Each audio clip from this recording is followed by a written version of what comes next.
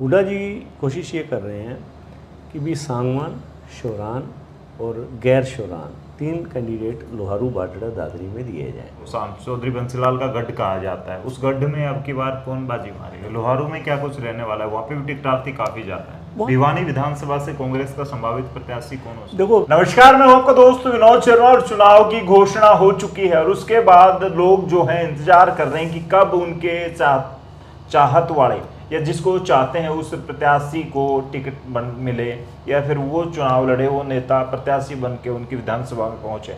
खास करके कांग्रेस पर निगाहें हैं क्योंकि हरियाणा में कांग्रेस का बोलबाला आजकल काफी ज्यादा चर्चाओं में। फिलहाल आज बात करेंगे आपके साथ कि कांग्रेस की 6 विधानसभाएं जिन पर हम काम करते हैं, हम चरखी दादरी और भिवानी की टिकटों पर बात करेंगे किसकी हो सकती है। और अब पैनल बैठ चुके हैं, पार्टियों ने फैसला लेने के लिए अलग अलग मीटिंग अलग अलग स्तर पे की है। लेकिन आज हमारे साथ अजय मल्होत्रा जी हैं जो कि एक अनुभवी पत्रकार हैं और कई वर्षों का इनका अनुभव रहा है। तो इनके अनुभव के आधार पर हम बात करेंगे कि किसको टिकट मिल सकती है। सर, बहुत बहुत स्वागत है। नमस्कार। तो आज कांग्रेस की टिकटों की बात करेंगे सर, 6 विधानसभाओं पे बात करेंगे। क्या लगता है सर, कांग्रेस में बड़ी बातें चल रही हैं कि गुटबाजी चलेगी, गुटबाजी हावी होगी या राहुल गांधी अपने तरीके से सर्वे से फैसला लेंगे, कौन कैंडिडेट हो सकता है? कांग्रेस में पहले टिकटों से पहले थोड़ा सा चीज़ बताना चाहूँगा कि कांग्रेस ने एक फार्मूला ईजाद किया है जो चर्चा है और लगभग उसको इम्प्लीमेंट करने जा रही है। कांग्रेस ने 60 सीटों पर भूपेंद्र हुड्डा से कहा है कि आप पैनल दोगे अपना एक एक नाम का, और लगभग 20 सीटों पे कहा है शैलजा जी से 20 से 22-25 तक भी आप नाम दोगे। उन्होंने ऐसे में क्या किया है कि जो फार्मूला लिया है उन्होंने भाई, जिसका जो प्रभाव क्षेत्र है वहाँ से, अब शैलजा जी का प्रभाव क्षेत्र फॉर एग्जांपल सीमित है आपका सरसा, हिसार और अंबाला, यहाँ पर सीमित है उनका। तो स्वाभाविक है, ये टोटल मान लो ये 3 पार्लियामेंट है तो इनमें सीटें भी 30 हैं। 30 में से आप वहाँ अपना MP भी है, वहाँ का हिसार का भी अपना MP है, तो सारा प्रभाव क्षेत्र तो उनका हो नहीं सकता। तो मैं मान के चलो कि शैलजा जी का प्रभाव क्षेत्र हरियाणा में लगभग इतना ही है, 20-22 सीटों का। हुड्डा जी का स्वाभाविक प्रभाव क्षेत्र ज़्यादा है, तो उनको 60 सीटों पे कहा है कि आप वो जो नाम देंगे उस नाम को कांग्रेस की जो स्क्रीनिंग कमेटी ने अपना सर्वे करवाया है AICC ने, वो उससे टैली करेंगे। अगर वो नाम उनको ठीक लगेंगे तो उनको तो पहले ही सिटिंग में वो जो 40-41 की लिस्ट उन्होंने आने जा रही है उसी में ही क्लियर कर दें। पहली कब लिस्ट आ लेगी? 30-31 के आसपास आ सकती है। इससे पहले बीजेपी की लिस्ट आ लेगी? इससे पहले बीजेपी की आ जाएगी। कांग्रेस की पहली लिस्ट आ सकती है क्योंकि स्क्रीनिंग कमेटी को जब इस तरह का फार्मूला निकल आया है तो ज़्यादा दिक्कत नहीं आएगी कांग्रेस को भी अपनी टिकटें बांटने में, क्योंकि हुड्डा जी को भी पता है कि सरसा में उनके पास लंबा चौड़ा कुछ नहीं है। तो हिसार में उनके लिए JP लड़ने वाला है, मुलाना अंबाला में लड़ने वाला है उनके लिए, तो वहाँ की सीटों की वो क्लेम करेंगे। तो उसमें शैलजा भी कुछ आदमियों के लिए जो कह सकती है भी ये मजबूत है, ऐसे में दोनों दे सकते हैं पैनल में ना। वो स्क्रीनिंग कमेटी का जो सर्वे होगा वो उस चीज़ को फाइनल कर देगा।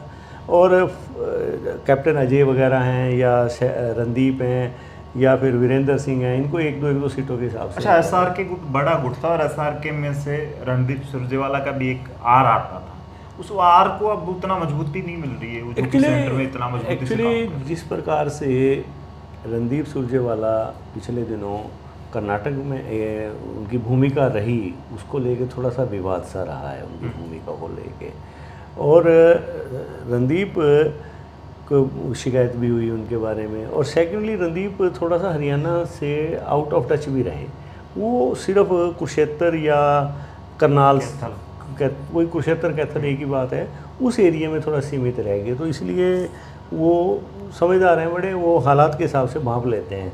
वो देख लिया उन्होंने अब ज़्यादा फ्रंट फुट पे चलने का फ़ायदा नहीं है, तो उन्होंने उनको ज़्यादा इंटरेस्ट मेरे को लगता है एक अपने बेटे की टिकट का रहेगा, 1-2 सीटें वो करेंगे। सर, बात कर लेते हैं विधानसभा वाइज। और भिवानी में बैठे हैं तो भिवानी से शुरू करते हैं। भिवानी राजनीति का गढ़ रहा है। भिवानी विधानसभा से कांग्रेस का संभावित प्रत्याशी कौन हो सकता है? देखो, किरण चौधरी जी के कांग्रेस से जाने के बाद अब यहाँ प्योरली हुड्डा ग्रुप के कैंडिडेट्स हैं, क्योंकि शैलजा और का तो कोई इंटरफेरेंस ही नहीं है। अब रह गया भिवानी विधानसभा। भिवानी विधानसभा में नाम का समीकरण पार्टी देख रही है भाई, ब्राह्मण को उतारें या राजपूत को उतारें। ज़्यादा चांसेस अब ब्राह्मण और राजपूत के हैं। तो ब्राह्मण में तो देखो सर सीधी सी बात है, डॉक्टर शंकर भारद्वाज एक ही नाम आता है सामने। तो यहाँ पे हम एक नंबर पे अगर किसी कैंडिडेट की बात करें तो चर्चाओं में शिवशंकर भारद्वाज एक नंबर पे हैं भिवानी से। हाँ, वो एक नंबर पे हैं। उसके बाद फिर अगर राजपूत की बात आती है तो संदीप सिंह और धीरज और अभिजीत, इन तीनों में से नंबर 2 हाँ पे हैं ये। हाँ, क्योंकि अगर बीजेपी किसी ब्राह्मण को दे देती है तो स्वाभाविक है कांग्रेस को राजपूत को देनी पड़ेगी। तो ये नाम चर्चा में है इस समय। तो बीजेपी की बात करेंगे आने वाले वक्त में, हालांकि आज नहीं करेंगे हम। सर सेकंड हम जाते हैं तोशाम, चौधरी बंसीलाल का गढ़ कहा जाता है, उस गढ़ में अब की बार कौन बाजी मारेगा? देखो तोशाम में हुड्डा की तरफ से जो पैरवी का जो नाम आ रहा है उन्हीं के खाते में जा रही है, तो अनिरुद्ध चौधरी का नाम सबसे ऊपर है। और अनिरुद्ध चौधरी लगभग ये कहा जा रहा है, पूरे हरियाणा में चर्चाएं हैं, तोशाम और भिवानी में चर्चाएं हैं कि अनिरुद्ध चौधरी फाइनल हो चुके हैं। पैनल में सिर्फ एक ही नाम, हाँ पैनल में उनका जाएगा। हाँ, स्क्रीनिंग कमेटी क्या कहती है, कंसिडर तो वहाँ स्क्रीनिंग कमेटी भी चेक होनी है, तो वहाँ पर कमल सिंह हैं, चाहे अनीता मलिक हैं या संजीत हैं, उन पे भी चर्चा होगी। परंतु हुड्डा की तरफ से मेरे को लगता है कि ये नाम फाइनल। जिस तरीके से अनिरुद्ध का हुड्डा के मंच से अनाउंस करना, उससे पहले उनका दिल्ली दौरा होना, तो कहीं ना कहीं हुड्डा साहब भी चाहते हैं, क्योंकि हुड्डा साहब वर्सेज और अनिरुद्ध चौधरी यानी रणवीर महिंद्रा और किरण वर्सेज। सबसे बड़ी बात है कि हुड्डा साहब ये भी चाहते हैं कि जो चौधरी बंसीलाल का प्रभाव क्षेत्र है उसमें चौधरी बंसीलाल के परिवार से ही वो किसी को लाना चाहते हैं, क्योंकि आज की तारीख में सोमवीर इतने मजबूत नहीं है। तो वैसे भी वो दामाद हो गए, ये बेटा है, पोता है उनका, तो हुड्डा ये चाहते हैं कि ये हरियाणा में जो बंसीलाल परिवार का समर्थन किरण के मुकाबले हमारे साथ ज़्यादा है, तो वो इसलिए अनिरुद्ध को ज़्यादा पैरवी कर रहे हैं। बीजेपी जो चाल चल रही है चौधरी बंसीलाल के वोटरों को रिझाने के लिए राज्यसभा तक भेज दिया किरण चौधरी को, ऐसे ही हुड्डा चाल से चलेंगे और फाइनली अनिरुद्ध को चाहते हैं वहाँ दिलवाना। अब बात करते हैं सर भवानी खेड़ा में भी रामकृष्ण फौजी चौधरी बंसीलाल गुट के कहे जाते हैं, उनके वो अपने आप को शिष्य मानते हैं राजनीति में, चौधरी बंसीलाल और सुरेंद्र सिंह की वजह मानते हैं। वो क्या लगता है वहाँ पे किसकी मजबूरी? देखो भवानी खेड़ा से बहुत ज़्यादा एप्लीकेशन आई हैं कांग्रेस के पास, तो नो डाउट रामकृष्ण फौजी मजबूत हैं, परंतु उनके जो खिलाफ के लोग हैं वो भी बहुत ज़्यादा जोर मार रहे हैं, क्योंकि पैरवी उन्होंने भी पिछले 5 साल में हल्के में बहुत काम किया है। तो रामकृष्ण फौजी तो हैं ही, उसके बाद फिर सतबीर रतेरा और महेंद्र ओडवी, क्योंकि अगर दोनों का आपस में आमने सामने आते हैं तो फिर स्वाभाविक और कैंडिडेट भी देखने पड़ेंगे। तो महेंद्र ओडवी वहाँ पर हैं और सतबीर रतेरा भी हैं और फौजी भी। रामकृष्ण फौजी पे 2 बार हार का और ये भी हाँ, क्योंकि कांग्रेस अगर ये फार्मूला लाती है 2 बार हार का तो स्वाभाविक है फिर रामकृष्ण फौजी के लिए दिक्कत आ जाएगी। इसलिए वहाँ पर अभी आप देखना कि भवानी खेड़ा की टिकट लास्ट में जो 10-15 सीटें होंगी उनमें फाइनल होगी लास्ट में।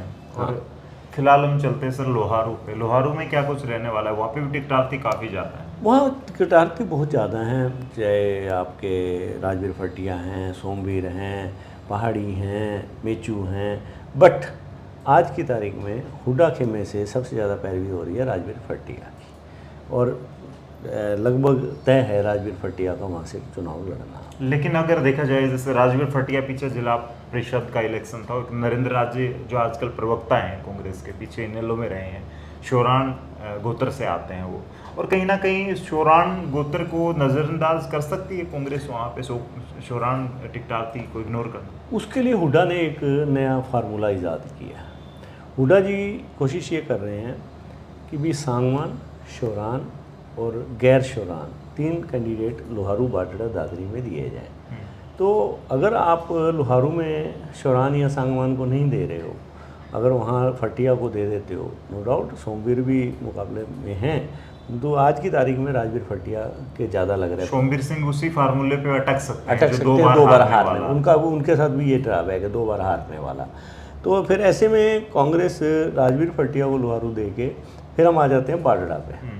बाडड़ा में भी कैंडिडेट बहुत ज़्यादा हैं और कांग्रेस ने बहुत अच्छे वोटों से जीती थी वहाँ पे, तो वहाँ पर कांग्रेस किसी शोरान को भी ला सकती है ऐसे, क्योंकि वो शोरान बेल्ट है। तो ऐसे में अमन डालावास जो कि शोरान हैं, उनका नाम बड़ी तेज़ी से आगे बढ़ा है पिछले 2 दिन में, और अगर किसी कारण से समीकरण जो हाईकमान का स्क्रीनिंग है उसमें अमन डालावा सेट नहीं बैठते बिल्कुल भी, तो फिर रण सिंह मान भी वहाँ पर दावेदारी में है और जगत बाजड़ा भी मजबूत दावेदारी, जगत भी शोरन खान हाँ, के कन्नी के प्रधान हाँ, रहे हैं। वो भी बड़ी मजबूत दावेदारी है उनकी भी। तो ये वहाँ पर बाजड़ा की स्थिति रहेगी। दादरी में क्या कुछ रहने वाला? दादरी में सांगवान को टिकट फिर कांग्रेस देना चाहेगी, क्योंकि शोरान को वहाँ देने के बाद दादरी में अभी तक देखो 2 नाम ज़्यादा तेज़ी से चल रहे हैं, सबसे ज़्यादा जिनका फोर्स लग रहा है। एक तो हुड्डा ने कमिटमेंट की थी सोमवीर सांगवान से भी, वो एमएलए थे सिटिंग, और किसान में उन्होंने समर्थन भी दिया। किसान आंदोलन में, किसानों आंदोलन के तहत किसान संगठनों को भी हुड्डा ने वो कहा था कि हम 4 कैंडिडेट ऐसे उतारेंगे जो किसानों की पसंद के होंगे। तो ऐसे में फिर सोमवीर सांगवान का नाम आ जाता है, के प्रधान भी हाँ, हैं, ये सोमवीर भी का नाम आ जाता है। और नहीं तो फिर वहाँ दूसरा नाम चलता आता है फिर मनीषा सांगवान का, एक महिला का कोटा भी पूरा होता है उससे, और सांगवान भी कोटा पूरा हो जाता है, तो मनीषा भी वहाँ पर फिर दावेदार। अगर फिर गैर जाट में अगर हम आते हैं भाई, कांग्रेस कुछ ऐसे समीकरण बन जाए और जो वही बात फिर आ जाती है, जो कांग्रेस की जो मेन स्क्रीनिंग कमेटी है वो किसकी एक्सेप्टेबिलिटी करती है, तो वहाँ फिर गैर जाट में फिर वहाँ सुरेंद्र परमार रह जाते हैं बाकी। तो ये लगभग सर सबसे बड़ा सवाल खड़ा होता है और लोगों में यही चर्चाएं चल रही हैं, जिस भी कांग्रेस के टिकटार्थी की टिकट कटी वो निर्दलीय लड़ेगा या फिर इनेलो में जा सकता है या फिर किसी और पार्टी को चूज कर सकता है। पीछे किरण चौधरी ने भी आरोप लगाए थे कि हुड्डा साहब ने इतने प्रत्याशी एक विधानसभा पे खड़े कर दिए कि आने वाले वक्त में यही कांग्रेस का काल बनेंगे। आपको क्या लगता है? एक्चुअली विनोद जी देखो, अब पहले क्या होता था, आज से 10 साल पहले राजनीतिक सिनेरियो ये होता था कि कैंडिडेट खुद बहुत मजबूत होता था। अब पार्टियां ज़्यादा मजबूत हो गई हैं, जिस तरह से बीजेपी ने एक ट्रेंड सेट कर दिया, तो टिकट बंटने तक माहौल ऐसा आ जाएगा कि बीजेपी वर्सेस कांग्रेस हो जाएगा। कैंडिडेट उसमें जो भी 19-20 हावी होगा वो बन जाएगा, वो मुकाबले में आ जाएगा, और जो दूसरे रह जाएंगे वो इतने रेलेवेंट नहीं रहेंगे, वो 1500-200 के वो रह जाएंगे, किसी वो भी 1500 का वो रह जाएगा जिसका बहुत अच्छा वजूद होगा, तो ज़्यादा लंबा चौड़ा इम्पैक्ट नहीं डाल पाएंगे जो जिनको टिकट नहीं मिलेगी। जी, तो फिलहाल ये थे संभावित प्रत्याशी हरियाणा के भिवानी और चरखी दादरी से कांग्रेस की तरफ से। आने वाले वक्त में मात्र कुछ दिनों में आपके सामने जो लिस्ट है वो आ जाएगी और आने वाले वक्त में आपके जो चाहत के प्रत्याशी हैं वो भी हो सकते हैं या कोई और आपके सामने बड़ा चौंकाने वाला नाम हो सकता है। असली फैसला राहुल गांधी को लेना है, कांग्रेस स्क्रीनिंग कमेटी को लेना है, लेकिन आप लोग तय कर सकते हैं इस वीडियो के माध्यम से कि कौन मजबूत है इन 6 विधानसभाओं में। कमेंट के माध्यम से लिखते हैं। इस वीडियो को शेयर करें। तब तक के लिए धन्यवाद। राम राम, जय।